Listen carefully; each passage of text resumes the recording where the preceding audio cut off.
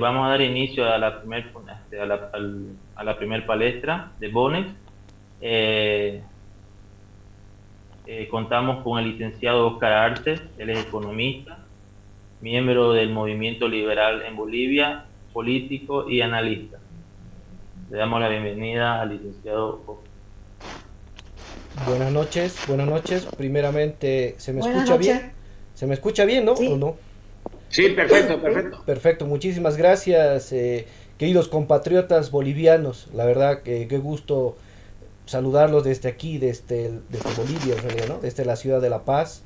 Un placer tenerlos y agradecerles infinitamente porque estén, obviamente, escuchando esta charla que hemos organizado con Carlos y agradecerles a todos, ¿no? Yo entiendo que allá en España, debo entender que la mayoría son de España y algunos otros países tal vez. España, Brasil y no sé qué países más presentes me dijeron, bueno, o estados, ¿no? O provincias. Argentina. Argentina, excelente. ¿Eh? Bueno, en Argentina todavía es entonces buenas tardes.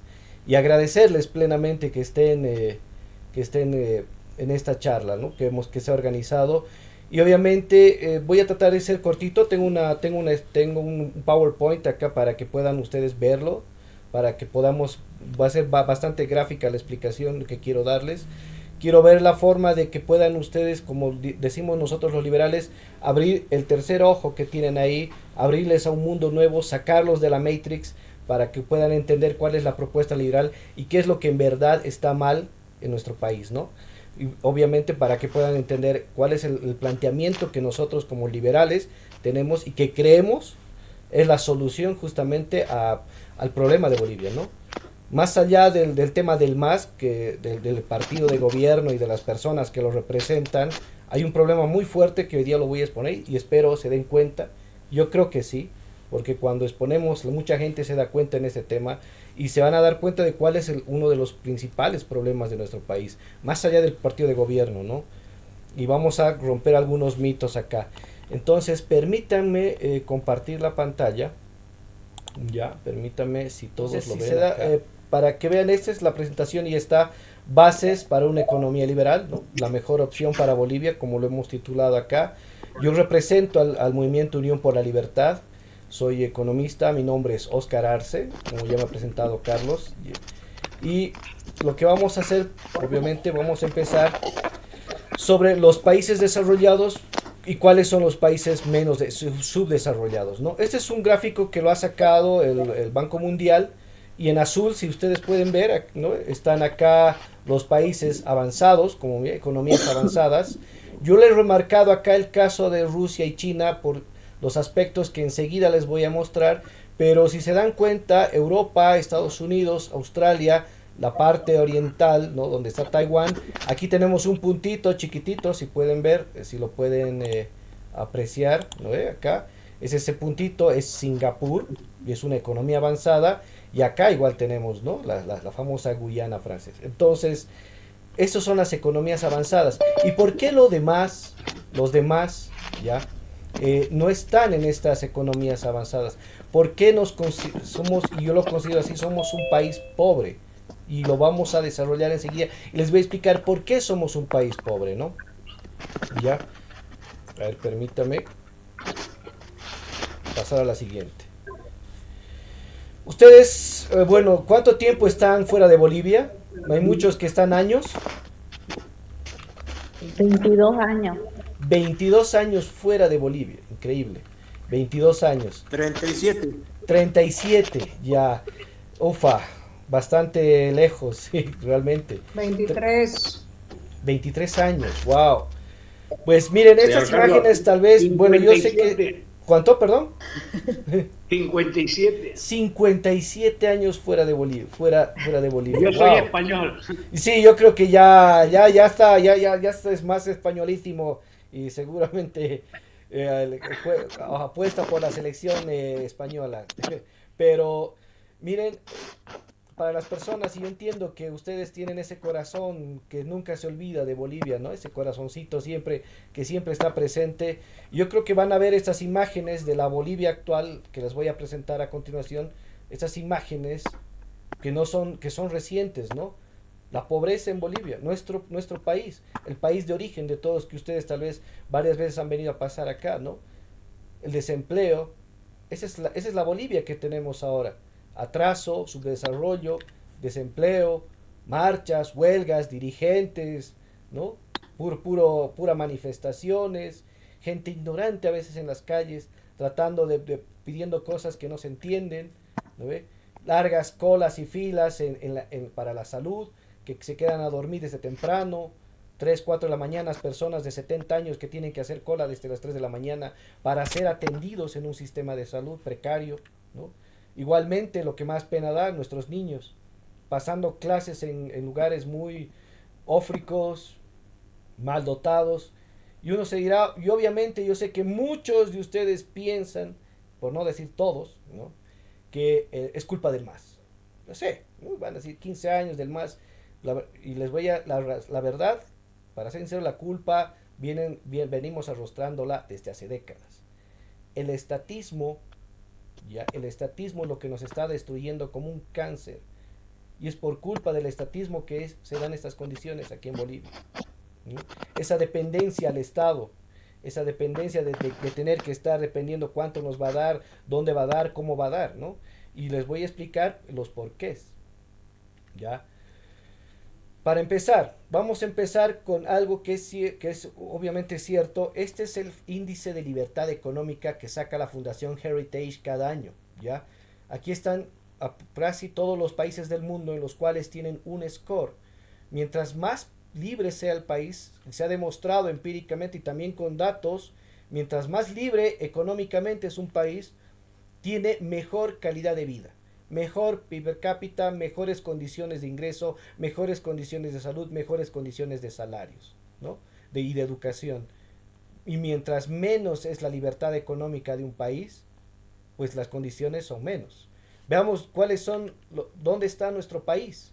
Aquí está, puesto 169 del índice de libertad económica.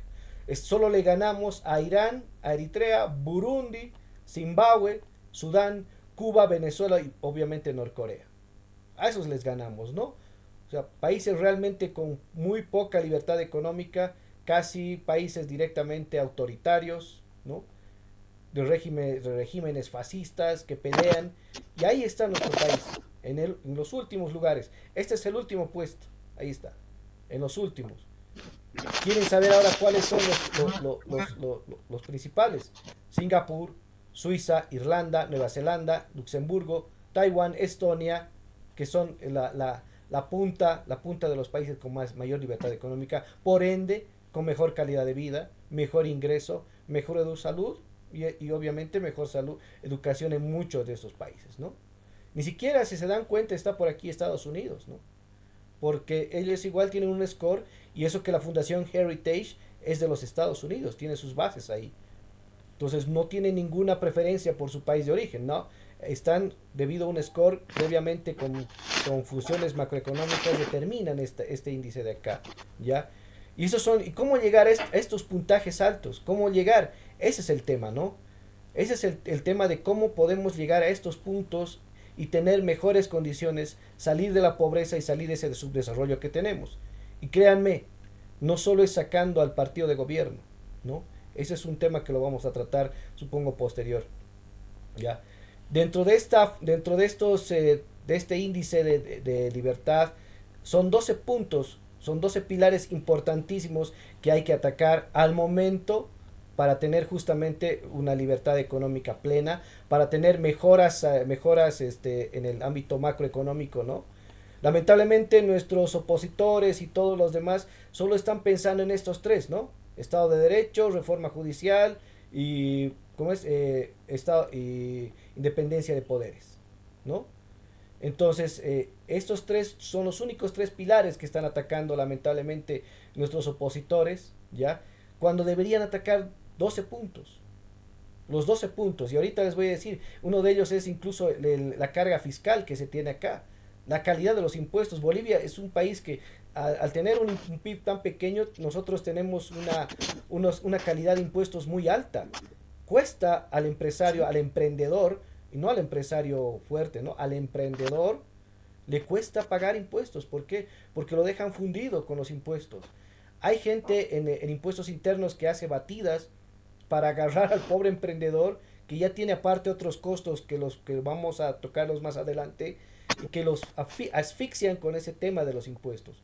Hay impuestos para todo acá en Bolivia, ¿no? Pensando de que los emprendedores tienen harta plata, por si acaso, ¿no? El gasto del gobierno es otro pilar fundamental que hay que atacar y que los liberales siempre estamos defendiendo y atacando esa posición, ¿no? Que es muy importante para nosotros. ¿No ve? La salud fiscal tiene que ver con el porcentaje de la deuda externa en base al PIB. Estamos recontra endeudados y antes teníamos, el 2005 empezamos casi con una deuda muy baja, porque nos condonaron mucho de las deudas, ¿no ve? Libertad de mercado, libertad laboral, tenemos leyes laborales increíblemente perezosas, ¿no?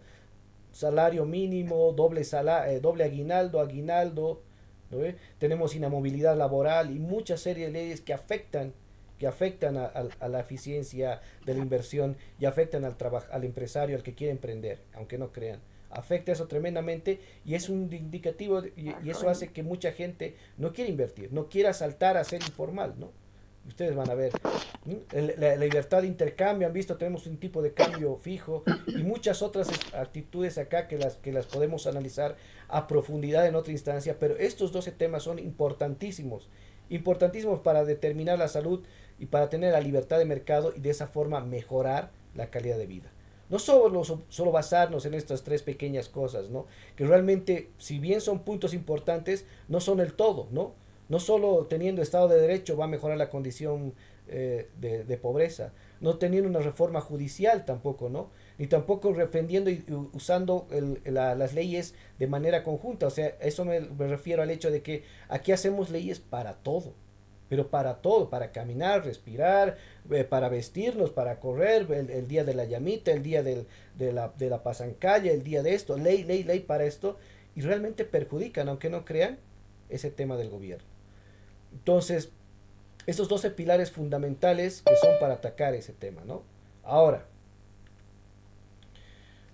un indicador importante que usamos nosotros los economistas es el PIB, el Producto Interno Bruto. Yo creo que muchos de ustedes saben lo que es el Producto Interno Bruto, ¿no? Es un indicador que nos muestra la cantidad de bienes y servicios finales generados, ¿no? En una determinada, en un año, ya sea tierra, trabajo y capital, en un país, en un periodo de tiempo, ¿no? Independientemente si se han utilizado para ello factores nacionales como extranjeros, ¿no? Ahí está implícito las remesas que ustedes mandan a los familiares que tienen aquí en Bolivia, algún giro, alguna platita que tal vez mandan a sus parientes, está inserto incluso en este PIB, ¿no?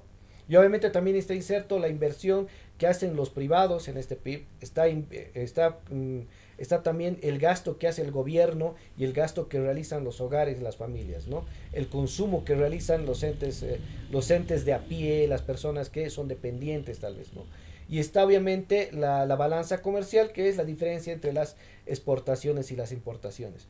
En este PIB, que es por el método del gasto, ¿ya? En este PIB está justamente calculado todo esto, ¿ya? Y es un buen indicador, es un buen referente para medir la actividad económica de un país, ¿ya? Más allá de, como dice Arce Catacora, que por cierto no es mi pariente, ¿ya? No tenemos ninguna instancia que nos una por sangre, y espero, yo voy a ver el árbol genealógico y yo sé que no. Él fue mi catedrático en la universidad años atrás y era un tipo que realmente no enseñaba mucho, era muy obcecado con sus cosas, ¿no? Pero ese es otro tema, ¿ya? Pero el PIB es un indicador muy, muy interesante como para darnos cuenta de cómo es. Y si quieren, y si vemos, vamos a ver qué es lo que pasa. Se ha demostrado y está visto que ante mayor es el PIB en los países, mientras más alto es el PIB que tienen ellos, está demostrado y están básicamente demostrado de que tienen una mejora en la calidad de vida. ¿Por qué? Porque tienen mayor actividad económica. Ahora, obviamente depende de cuánto dejas a la inversión privada ahí. En los países pobres, se van a dar cuenta, en los países subdesarrollados, el que hace más gasto en el gobierno es el que perjudica más bien a que este PIB, si bien es grande, pero perjudica porque no está creando riqueza. En cambio, los entes privados, los que invierten, los que se sacrifican, los que ahorran, esos son los que dan justamente al PIB esa categoría y mejoran la calidad de vida de los países. Por eso, mientras menos metidos esté el Estado, mientras menos metidos estén en esto, la mejora de calidad de vida funciona, ¿ven? Y acá en la parte de arriba del gráfico son los países con mejor calidad de vida y por ende tienen mejores GDPs, ¿no? PIB per cápita, ¿no? Y esos son los países con con los mejores rankings en el índice de libertad económica, ¿ya? Ahora, veamos los PIBs a nivel mundial. Obviamente los Estados Unidos, ¿no?, tienen el mayor PIB. Por más de que aquí tienen un competidor que es China, los Estados Unidos siguen siendo uno de los países con el mayor PIB en el mundo. Por ende tienen una de las economías más grandes del mundo, ¿no? O sea, lo que pasa es que los gringos lo que hacen es invertir por todo lado, en todo el mundo. Por eso también tienen aquí más de 25 trillones de dólares, ¿no?, de su PIB anual. China, siendo una de las nuevas economías emergentes, con todas las características que posee China, porque es un estado comunista, pero hay ciertas regiones que dan libertad de mercado, que son capitalistas, está teniendo este punto. Más allá de que Bolivia sea socio o no de China, que lo podemos analizar en otro momento, China tiene una de las economías más grandes ahora, ¿no? Y ahí está. Producto de varias, yo entiendo de varias externalidades, de varias interpretaciones, pero son los dos mercados más grandes y está entre los siguientes son Japón, Alemania, el Reino Unido, ¿no?, Italia, España incluso está acá, la India, igual con todos los problemas que conlleva ellos, tienen un PIB bastante alto, ¿ya?, pero son una cantidad tremenda de habitantes y hay mucha pobreza, dirán. Es que ahí tiene sus características también la India del por qué son pobres. Y es justamente, aunque no crean, el depender demasiado del Estado. El Estado controla demasiado el comercio internacional en la India, por eso se dedican netamente al software, a la producción de servicios de software, ¿no? Y no pueden producir nada más, no pueden producir ni coches, ni celulares, ni nada, ¿no? Y hay mucha pobreza, pero eso lo podemos tocar en otro tema. ¿Dónde está Bolivia? Está aquí en el sector de Sudamérica, ¿no? Veamos cuál es el PIB de Bolivia. Aquí está, ese chiquitito que ven aquí. Ahí está. 42 mil millones de dólares, ¿no? Brasil, la más grande economía por este momento acá, ¿no? Perú, Argentina, Chile incluso, que es uno de los países más libres en este ámbito, no tiene tanto como Brasil, justamente por la calidad de servicios y actividad económica que tiene Brasil. Entonces son indicadores que nos sirven bastante para medir justamente todo esto, ¿no? Y Bolivia está acá. Hagamos una comparación de los PIB de algunos países, ¿no? De Bolivia es 43 mil millones de dólares de Producto Interno Bruto que tienen anual. Colombia tiene 300, Etiopía, Egipto. ¿Por qué he puesto estos países acá de referencia? Porque tienen casi hasta Burundi, casi el mismo tamaño en superficie que nuestro país, ¿ya? Ahora, países como Haití, Túnez, Bélgica, Singapur, ¿no?, Bélgica, tienen la misma cantidad de habitantes, ¿ya? Entonces, aquí, ¿qué quiero indicar? Que la condicionante no es ni de que hay más población, ni que hay menos población, o de que somos un país grande o somos un país pequeño. Eso no tiene nada que ver. La actividad económica es lo que mueve y lo que genera este Producto Interno Bruto, ¿no? Y la menos participación del Estado en las actividades económicas, ¿no? Y obviamente Singapur, ya que es un estado muy pequeño, es una ciudad-estado en realidad, ya, tiene una participación de un PIB mucho más grande que el de Bolivia, miren, tremendamente más grande. ¿Por qué? Por esa libertad de mercado que ellos tienen. Están en el número 1, ¿no ve?, del índice de libertad económica, y obviamente su PIB per cápita, su condición de calidad de vida es obviamente 20, 50 veces mejor que la de nuestro país. Suiza ni qué decir, ¿no? Un país que tampoco tiene mar. Muchos dicen, ¿no?, que con el mar estamos solucionando y vamos a tener un progreso inmediato teniendo mar. No, no necesitamos mar, necesitamos actividad económica, actividad empresarial, inversión privada, ¿ya? Entonces, eso es lo que está pasando ahora con el PIB, si comparamos con nuestro país. Nuestro país, pese a que el tamaño que tiene y la población, es un PIB muy pequeño, pero muy pequeño. Ahora, la actividad económica, como les decía, es un factor muy importante, ¿no? En el mundo, estas son las empresas que se tienen allá. Y en Europa, obviamente, aparte, esas son las empresas top, ¿no? Aquí está Nestlé, incluso está Shell, está varios como Investor, Eurobank, ¿no? Que son, y esos son los referentes, ¿no? Cada uno con su capital, con sus índices patrimoniales, ¿ya? Pero lo que me voy es que la actividad económica privada acá en Europa es tremendamente grande. Igual acá a nivel del mundo, ¿no? Gigantesco. O sea, en estos países donde las empresas top hay cientos de miles de empresas privadas que operan, que dan justamente, que hacen que esos PIBs crezcan. O sea, para que crezca el PIB, la actividad empresarial, la actividad de inversión privada es muy, muy importante. Es decir, hay que fomentar a la inversión privada, dejar que el Estado deje de regular menos, ¿no? O sea, dejar que el Estado regule tanto, perdón, ese es el término exacto, y permitir de que estas empresas, de que todo este sector, todo esto se desarrolle en nuestro país, ¿no? Incluso tenemos acá, ven, si ve, cómo está conformado nuestras exportaciones, nuestras empresas. Nosotros tenemos, obviamente, y ustedes muchos, y ustedes saben, nos dedicamos directamente al extractivismo, ¿ya? En la extracción de minerales y en la extracción de hidrocarburos. Es nuestro fuerte. Incluso dicen acá, tenemos una industria manufacturera que ocupa el 51%, que está dividida entre empresas de aceites, empresas de soya, ¿no? Y todas esas empresas que se han conformado más que todo en Santa Cruz. Por eso Santa Cruz es un referente que hay que tomarlo en cuenta, pero que tampoco logran desarrollar por las condiciones que tiene Bolivia, ¿no?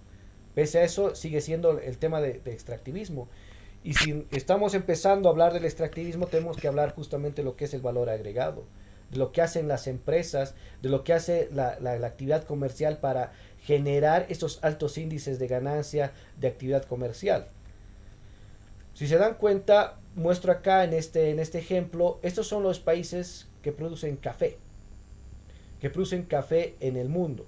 Brasil está por ahí por los 61-17 millones de dólares en la producción por exportación del café a todo el mundo, ¿no?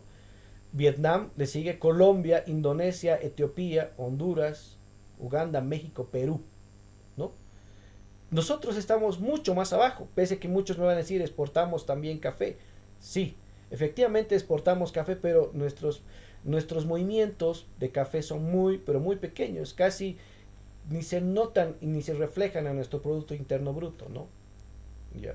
Uno me dirá, nuestro café es hermosísimo, es rico, es un café de altura, es uno de los cafés más export en el mundo, totalmente de acuerdo, pero lo que hay que generar es economía, hay que generar trabajo y hay que generar un porcentaje en el PIB. De nada sirve tener que enviemos poquitas cantidades de café al mundo si no tenemos obviamente un PIB, una actividad desarrollada en el café que puede hacer. Pero aún así, si ven aquí los países que exportan solo café, ¿no? Lo medimos con una empresa que ustedes conocen muy bien, ¿ya? Que es Nestlé, y obviamente un producto que lo conocen casi todos, que es Nescafé, ¿no? Yo creo que todo el mundo conoce Nescafé y que alguna vez lo han tomado. No creo que no haya persona aquí en esta sala que no haya tomado Nescafé. Yo hasta lo puedo apostar, ¿no? De que nadie ha tomado por lo menos alguna vez en su vida un Nescafé. Y Nescafé es de Suiza, ¿ya? Entonces, esta empresa, Nescafé, le compra a estos países casi el 80% del café de aquí, de todos estos, ¿no? Lo compra, lo produce, le da valor agregado, lo envasa, ¿no? Es decir, lo procesa y lo vende al mundo, ¿ya? Todo en conjunto, todos estos países de acá, toditos, generan 19 mil millones de dólares a la economía en el mundo. 19 mil millones de dólares mundialmente. Estamos hablando de datos del 2020, 2021 más o menos, ¿ya? Pero generan 19 mil millones de dólares. ¿Cuánto genera Nescafé solo vendiendo Nescafé? Ni siquiera KitKat, Nesquik y todos los demás productos que ven acá. ¿Cuánto genera? 15 mil millones de dólares.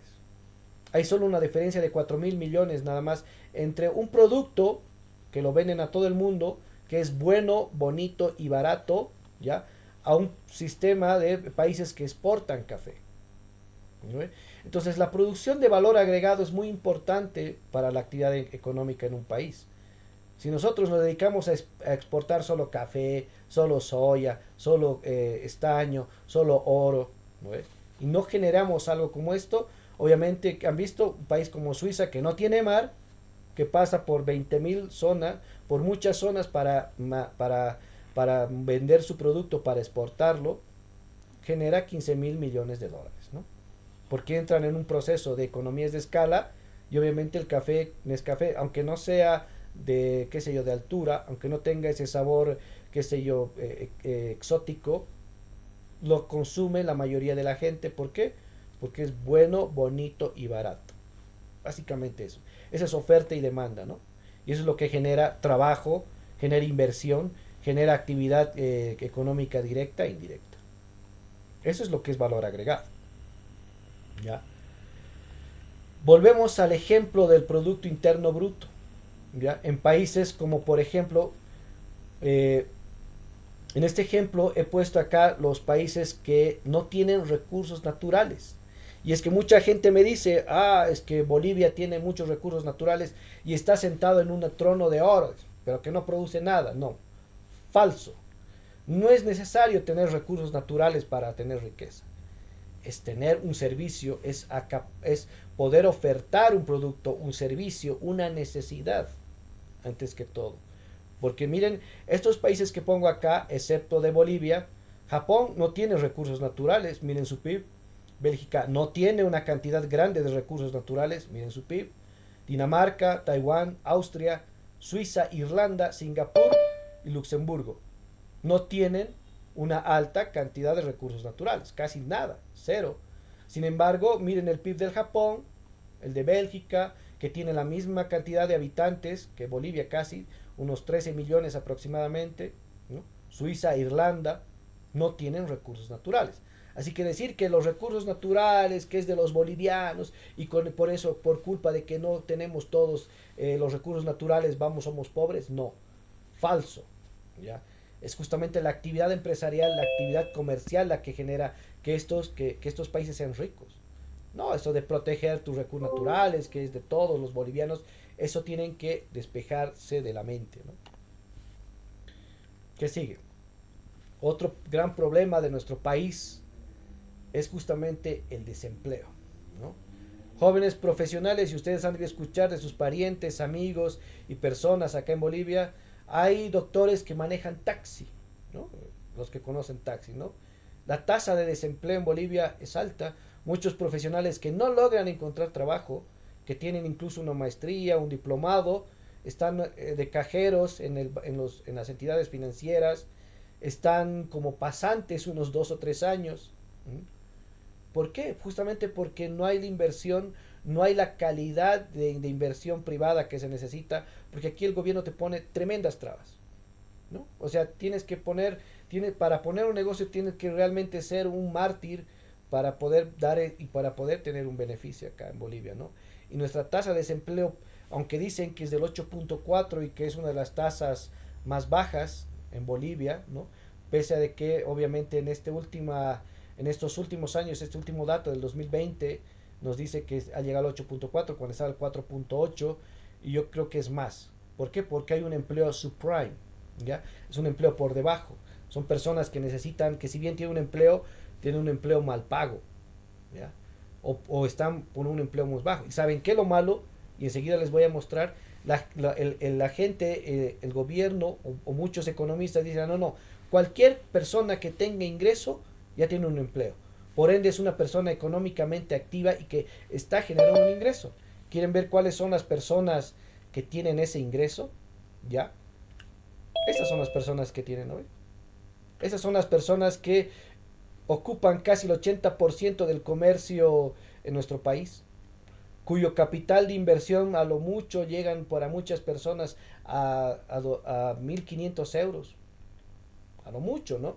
Que ganan monedas al día, que ganan para comer, su alimentación, para poder pagar algunos gastos, y que obviamente están sobreendeudadas en las entidades financieras, están con un poco margen de ganancia y obviamente una tasa de retorno que no les permite recuperar lo invertido y van a tener que volver a generar deuda para volver a tener material, capital de inversión, ¿no?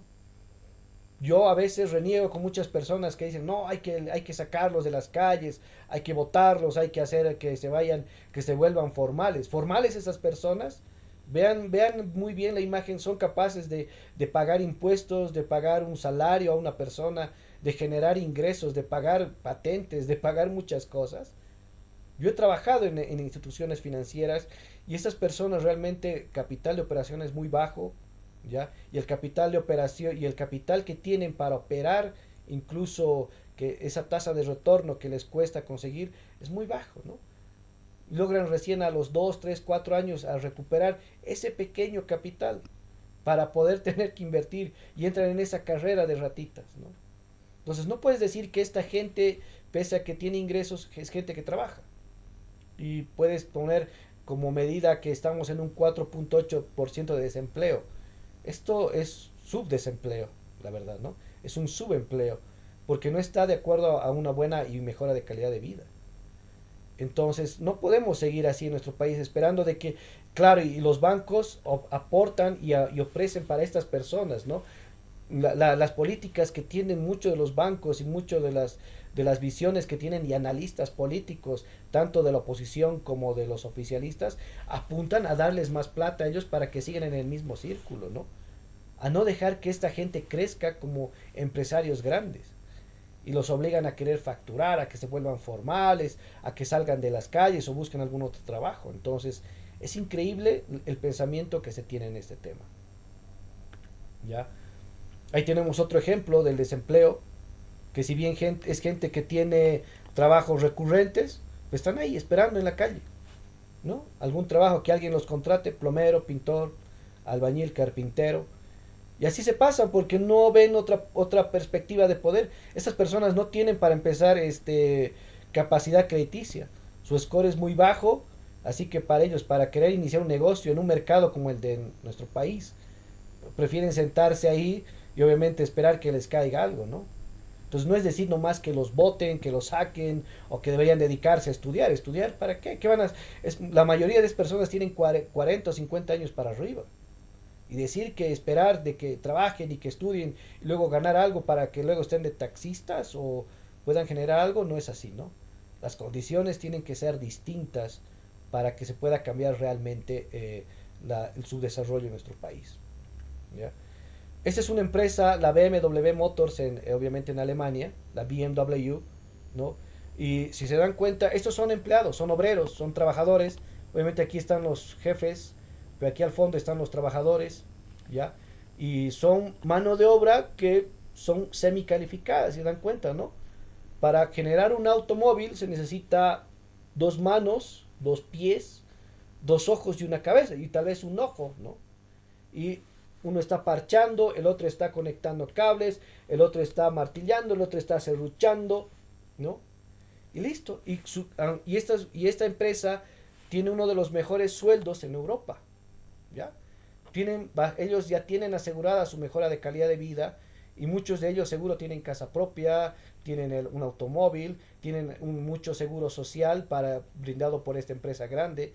Entonces, mientras más grande es la inversión en Bolivia, y ese es otro mito que hay que quitar, es el hecho de que las transnacionales nos quieren atacar, nos quieren robar nuestros recursos naturales. Olvídense de eso, ¿no? Quítense eso de que las transnacionales quieren robar, ¿no? Yo quisiera que venga una empresa como BMW Motors al país y dé trabajo de calidad a estas personas con una inversión realmente de calidad, ¿ya? Porque vamos a ser sinceros, no hay empresario aquí en Bolivia que tenga esa capacidad de inversión aquí. Tenemos a un millonario incluso que es gordo y que tiene problemas de habla y que se cree TikToker, ¿ya? Y que que lo mucho hace torres, ¿ya? Pero su capacidad de inversión a lo mucho de él es unos 20 o 30 millones de dólares. A lo mucho. ¿Ya? No llega ni a 70 millones de inversión ese tipo para poner una empresa de condiciones buenas. Y supuestamente es en Bolivia tenemos muy pocos millonarios como para decir que la inversión la tienen que hacer los bolivianos. Difícil. Difícil, señores, queridos amigos, la verdad. Muy difícil. Como para que venga una empresa o venga un millonario y que todavía es parte de la internacional socialista. es un socialdemócrata, cuando debería ser un empresario que diga, bueno, que tenga las cualidades como en otros países, como en Rusia, ¿ya? O como en Bélgica, o como en Estados Unidos, o como en China, o como en Taiwán, o como en Japón, que digan, yo puedo poner aquí más de 5.000 millones de dólares para poner una empresa bien montada y con personal que pueda ser, que sea bien pagado y que tenga las condiciones. No, pero aquí en Bolivia es difícil, porque como les he dicho, hay demasiadas trabas para emprender, demasiada carga impositiva, ¿no? Y como vamos a ver, uno de los grandes problemas es el gasto fiscal, ¿no? El gasto que se va en pagar todas las cositas que hace el gobierno, ¿ya? Por ejemplo, es la empresa que ponen allá, ¿no? Yo quisiera ver aquí en Bolivia una empresa con esa calidad de inversión de dinero acá. No importa si se lo llevan las ganancias, si vienen las ganancias, eso está por demás. Tenemos que quitarnos esa cosa de la mente y lo voy a explicar más allá, el tema de las ganancias, de por qué no es ni bueno ni malo, ¿no? Y nos han metido ese chip de que se lo van a robar las ganancias. ¿Qué ganancias? La ganancia es la que yo la genero con mi trabajo, ¿no? Y eso es la ganancia tanto a empresa como a nivel del individual. Del pequeño que vende ahí dos billeteras hasta empresas grandes como esta, ¿no? La ganancia es tú y tú puedes hacer lo que sea con la ganancia. Ahora, en Bolivia antes había un índice que no sé por qué no lo están sacando, tal vez porque ha habido quejas de los países, pero es que hay un índice que era el Doing Business, que generaba en base a estos tipos de matrices, de estadígrafos, para ver si un país es apto para hacer negocios. Bolivia estaba en el puesto 150. ¿Ya?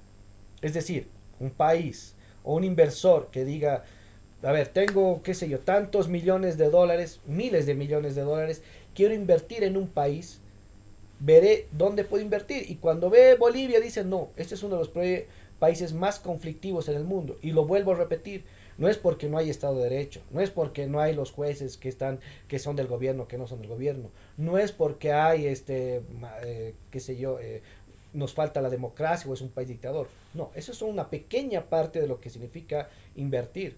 ¿Ya? Son 12 pilares fundamentales y un inversor al momento de ver dónde voy a invertir, ve pues que hay altos impuestos, leyes laborales pésimas, condiciones obviamente muy malas para el tema de la inversión, ¿no?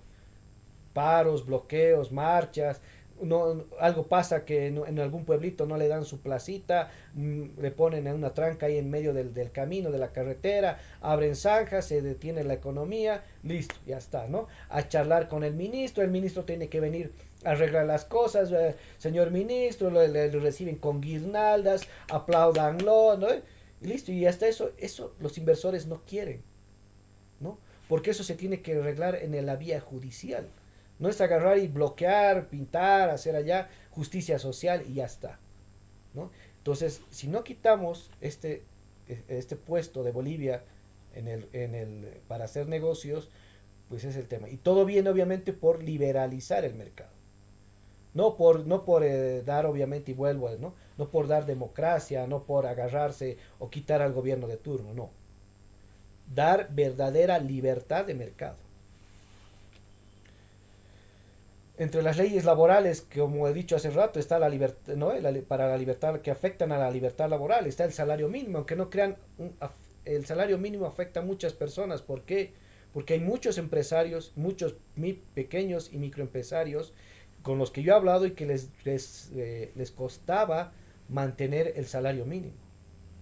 Entonces, cuando entras en ese proceso de no poder cubrir los costos, porque estás en un mercado chiquito, restringido, con poca inversión, con demasiada carga fiscal, no te sale para dar el salario mínimo. Te estrellas con una pared, ¿no? Tienes que pagar patente, tienes que pagar aquello, te vienen a hacer inspección los de impuestos, te tienes que pagar fund de empresa, sueldos atrasados, mora, multa, y toda esa clase de cargas no te dan. Entonces ellos tienen que obrar por debajo y le dicen al señor, no te puedo hacer contrato y no te voy a dar beneficios sociales, pero te pago. Y la gente para trabajar acepta. Entonces dar un salario mínimo es lo peor. Aguinaldo, doble aguinaldo. ¿Qué pasa si una empresa no ha tenido pérdidas durante el año? ¿Qué pasa si no ha podido producir o vender lo que tenía que vender? ¿Qué les va a decir a sus trabajadores? O sea, igual les voy a dar aguinaldo, va a tener que prestarse, vender, perder patrimonio, ¿no ve? pago de beneficios sociales, inamovilidad salarial, ¿no? Ya no puedes moverlo así por así, o sea, tienes que tener un justificativo muy grande para poder moverlo, ¿no? No importa si está perdiendo costos la empresa, no puedes mover al trabajador, ¿no? Incremento salarial, cada año incrementan, ¿no? Y si no le incrementas, hacen huelga, paros, marchas y ya está. Entonces, esas son las cosas que perjudican a un inversor. Que dicen, no, no, mejor no me meto a Bolivia porque aquí me va a ir muy mal, ¿ya? Y obviamente, tres problemas, tremendos problemas que tiene en nuestro país, bueno, son dos en realidad, dos grandes problemas, la salud y la educación, ¿no? Dos cosas primordiales en las cuales nuestro país, pues, como le he comentado hace rato, gente que hace filas para sacar ficha, tienes que ir en la mañana a las 7 para que el doctor en la seguridad social te esté atendiendo a las 7 de la tarde, 7 de la noche. Para que te digan, no, tiene que hacerse un examen para una radiografía. Tome aquí, le voy a dar la orden y la radiografía es de a un mes y medio después. ¿No ve? Pero claro, todo el mundo quiere, salud pública, ¿no? Y ¿saben cuál es lo peor?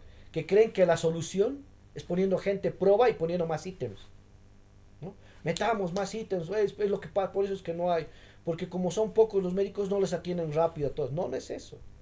Es la ineficiencia del Estado, ¿ya? De querer pensar de que el Estado tiene que ser tan proteccionista que todo el mundo cree, no, salud gratis, no se juega con la salud, no se lucra, ¿no? Y ahí están las colas. Salud ineficiente, pésima. ¿Mm? Y ahí está la educación de los niños, que es lo más fuerte, ¿no? Les dan, hay infraestructura, la escuela, pero ahí están nuestros niños que no llegan y que tienen pocas condiciones para poder salir bachilleres, infraestructura que se cae, malos profesores que les gusta estar más marchando allá afuera, ¿no? Gritando, que el gobierno hambreador, ¿no? Más ítems, ¿no? Más ítems. Eso es, más ítems quieren aquí, ¿no? Y listo, piensen que dando más ítems va a haber mejor educación, ¿no? Y en cambio enseñan porquerías en la escuela, ¿no? Que hay imperialismo, que el Che Guevara es un gran héroe y cosas así. En cambio, miren las condiciones. Ahí ven, si ven acá, el niño está descalzo. Acá, ¿no? ¿Por qué? No así porque tiene calor. ¿Ya? Y se ha sacado los zapatos ahí. Es porque son niños pobres. Son seguramente gente cuyos padres no pueden pagar un buen colegio. Porque no tienen trabajo, porque no tienen las condiciones laborales que las que he citado anteriormente. No tienen un ingreso que mejore su calidad de vida, con los cuales puedan comprar útiles, pagar, y tienen que obviamente que acudir al gobierno, por favor, danos educación, ¿no? Y el gobierno ahí, todo magnánimo, ¿no? Dador, les voy a dar educación, y ahí está. Y vuelvo a repetir, no solo el MAS, no es solo el MAS. Son igual los opositores y los gobiernos que vienen desde la guerra del Chaco vienen con lo mismo, incluso mucho más antes. Entonces, ese es lamentable, ese pensamiento que tenemos, ¿no? El Estado, con gente proba, con gente genial, tiene que dirigir esto. No, la corrupción se va a dar siempre y la ineficiencia se va a dar siempre. Ya. Por ejemplo, miren la diferencia entre un PIB como Bélgica, en el cual igual gasten casi el mismo porcentaje para la salud y para la educación, ¿ya? Como es un país rico, pues tiene harto dinero en salud y educación para que la gente pueda estar bien, ¿no? Para que pueda tener buena educación en el tema público, para que vean que no nos alejamos del sistema público. Pero un país rico siempre tiene platitas. Cuando tienen platita en el bolsillo, pues va a dar platita, buena platita para los costos que tienen que hacer. Como Bolivia es un país pobre, obviamente el presupuesto para salud y para lo demás es muy pequeño y corto. Ahora obviamente, como vengo diciendo, uno de los tumores más fuertes, más grandes que tenemos es el gasto público, ¿no? Estos son los sueldos que he sacado de algunos de los ministerios que tenemos acá y de algunas instancias públicas. Miren, el Ministerio de Culturas y Despatriarcalización, 0,38 millones de dólares, por si acaso. Y estoy hablando de millones. Son $380,000 que se gastan en suelditos. Bonos, con sus bonos de antigüedad y todo lo demás, ¿no ve? Y EPFB, 117 millones. ¿Ya? En la empresa metalúrgica de Vinto, que es una empresa que está en déficit, 15 millones de dólares al año en suelditos, en sueldos, solo sueldos. No estoy hablando de gastos administrativos, alquileres, pago de esto y de otros servicios, solo sueldos. Ministerio de Gobierno, 460 millones de dólares en puros sueldos. Saben, hay una cantidad de funcionarios públicos dependientes del gobierno que son más de 500.000 empleados públicos. Y si sumamos eso, gobernaciones y municipalidades, son casi 750.000 funcionarios públicos. O sea, la plata se la gastan aquí, se la manchan, se la comen, no sé cómo dirán en España, al que traga mucho, al que se engulle, no sé, no, en la Argentina. Pero se comen, se lo farrean cada año, yo calculo más de, qué sé yo, unos 500 millones de dólares al año. Y eso más todavía. Unos 2.000 millones a 5.000 millones de dólares en sueldos y salarios. Unos 15.000 millones, calculo, de dólares, algo así. Pues grosera la cifra, ¿no? Y es porque hay mucho. Ponen pegas para cupos de poder, pegas para el amigo, pegas para el otro. Y vuelvo a decir, no es necesario que tenga que haber gente proba, no. Mientras el Estado sea más reducido, va a ser más eficiente, mucho más práctico. Y obviamente para cuando tenga la gente que... Y esos sueldos, ¿quién los paga? Obviamente, cuando no hay plata, cuando están fregados en déficit, o recurren como lo que están haciendo ahora al tema de la seguridad de pensiones, ¿no? O te cargan con impuestos, ¿no? Te meten más impuestos, ¿no? Necesitamos generar plata de algún lado para pagar todos estos sueldos, los viajes, los servicios, el internet, la papelería, las computadoras, los autos, todo tenemos que generar, los edificios, la alfombra, qué sé yo, todo ese sistema, todos esos costos de operación, metámosle al que trabaja. Y como hay pocas empresas, los pocos que asumen, los pocos empresarios, pues aquí asumen toditos, ¿no? No son los grandes los que más sufren, la gente, los pequeños empresarios, los pequeños emprendedores, que los funden con este tema, ¿no? Llegas aquí, los aranceles, ¿no? Aranceles y la deuda. No tienen con qué financiar, vamos a financiar con deuda, ¿no? Un ejemplo, por ejemplo, miren, ¿quiénes recaen justamente en los impuestos? Son esas personas que están tratando de invertir, que están tratando de generar empleo, que están tratando de aportar con el PIB, pero les caen con impuestos. Y no digo este señor, y disculpen que lo ponga acá, pero este señor es el colmo, la verdad, ¿no? Él se dice, yo pago bien mis impuestos, claro, porque él no sufre la realidad que es las personas de acá, de a pie, ¿no? El que está queriendo emprender. Hay gente, estos, la verdad, sufren con el tema de aguinaldo, doble aguinaldo, de ponerse en funda empresa, de dar las acciones patronales, ¿no? Todas las funciones patronales, los aportes patronales, tanto en la seguridad de pensiones como en la seguridad social. Un empleado que se va tiene que pagarle desahucio, beneficios sociales. Entonces los funden y esos son los que tienen que sustentar toda esa máquina del Estado. O sea, tremendo, ¿no? Claro, él se puede jactar porque obviamente él tiene, ni siquiera debe buscar las cuentas. Entonces es muy complicado en ese tema. Mira qué pasa, y esto es un caso que lo saco de la Argentina, y esto va relacionado con la salud también. Cuando esto es un ejemplo que lo han sacado de la Argentina, que en realidad es lo que te cuesta el auto, y aquí con todos los impuestos que le aumentan, que le chuntan, en la Argentina que ocupan en un 54.8%, que son una escala similar a la que tenemos acá, ¿ya? Impuestos, valor agregado, aranceles, tasas, fletes, ¿no ve? Crédito bancario y todas las demás cosas de allá que se cobran para ese tema de los productos que ingresan, que no producimos acá, que por cierto son muchos, de lo que te cuesta el auto, todo esto te lo chantan y todo es por eso que el auto cuesta caro. Y pasa lo mismo con el tema de los instrumentos de medicina. ¿Ya? Insumos, material quirúrgico, ¿no? Material especial para hospitales, ¿no? Material, qué sé yo, desde los barbijos, tal vez, pero Dios gracias a los barbijos no tanto, pero porque ya hay empresas bolivianas que le han visto el negocio, menos mal que no facturan, que bueno es eso, ¿no? Pero aquí está, ¿no? Todo material. Doctores que están viéndose las negras. En aduana me comentaba Carlos hace un momento que tardan hasta 6 meses para poder sacar equipo. Imagínense eso.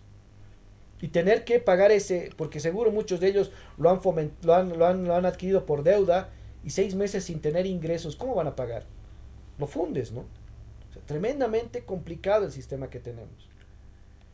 Está el tema de la deuda. Miren, este es el 2005 que nos perdonaron la deuda. Los HIPIC 1, 2 que teníamos acá, ¿no? Nos condonaron la deuda y desde entonces hemos vuelto a tener deuda. ¿Para qué? ¿Por qué se han endeudado tanto? Justamente para financiar ese aparato, ¿no? Ese aparato de gastos, de sueldos y salarios en todo eso. Entonces, estamos en eso. Ya para entrar en la última parte, que es mito y realidad, ya, ya para entrar en esa parte, voy a poner cuáles son los mitos y cuál es la realidad sobre lo que hablamos acá en economía y lo que se habla en el tema, ¿no? Mito número 1, ¿no? Lo que les decía, que las empresas transnacionales se llevan las ganancias, ¿no?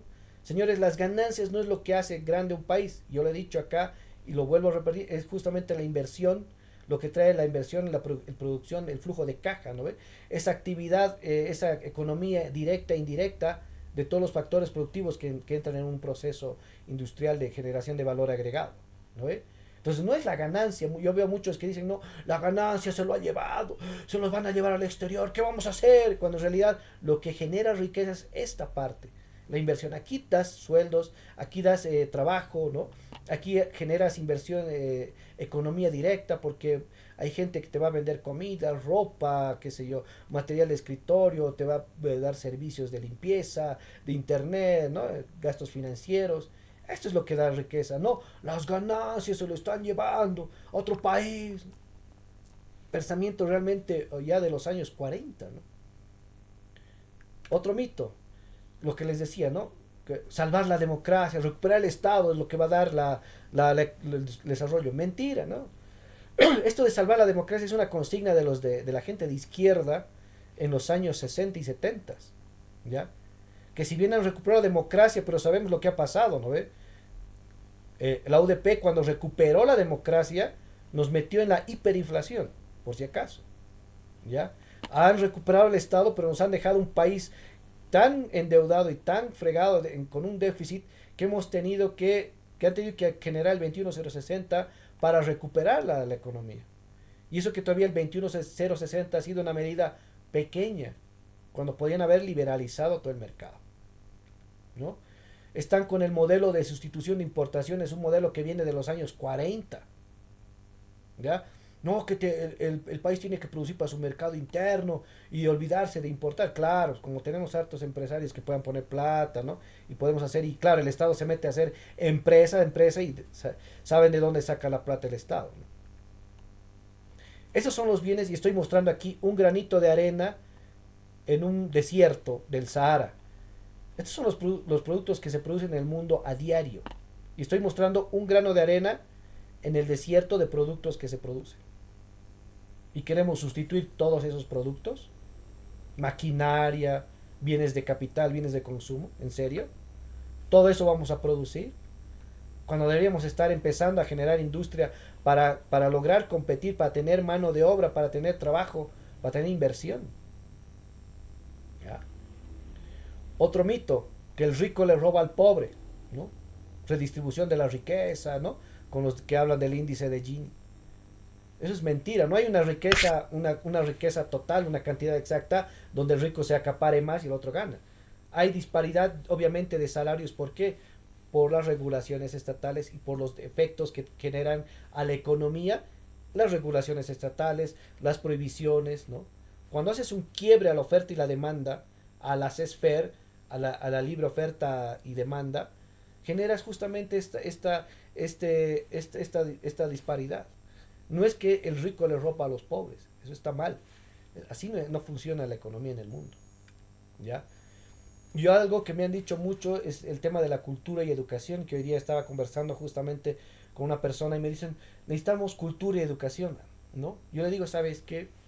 Una persona que al día, ¿ya?, está buscando cómo pagar la deuda a fin de mes, cómo dar de comer a sus hijos cada día, cómo pagar las deudas, el colegio, si se enferma uno que no tiene seguro social, ¿no? Pagar a la familia, pagar la casa, el alquiler. ¿Estará pensando en ver, leer un libro, en culturizarse, en sacar algo? No. Necesita vivir el día. Y son casi la mayoría de los bolivianos que estamos en ese plan, ¿no? Que estamos pensando en cómo llegar a fin de mes para poder pagar las cuentas, para poder alimentar a nuestros hijos, y después ya no tenemos tiempo para darnos cultura y educación. No puedo decir, no, hoy día no voy a comer, pero voy a leer un libro. No, señores, no. El momento en que se va a dar esto de la cultura y educación va a ser cuando estas personas tengan un buen trabajo y cuando tengan una buena, mejor calidad de vida y estén tranquilos porque tienen ese ingreso que les permita captar y pagar lo que tienen que pagar y generar ese movimiento. Van a decir, a ver, leer un libro, aprenderé más, mejoraré mi condición intelectual. Por supuesto que sí. El ser humano no es tonto, ¿no? Entonces no es decir que a la gente le falta cultura y educación. Somos un país ignorante.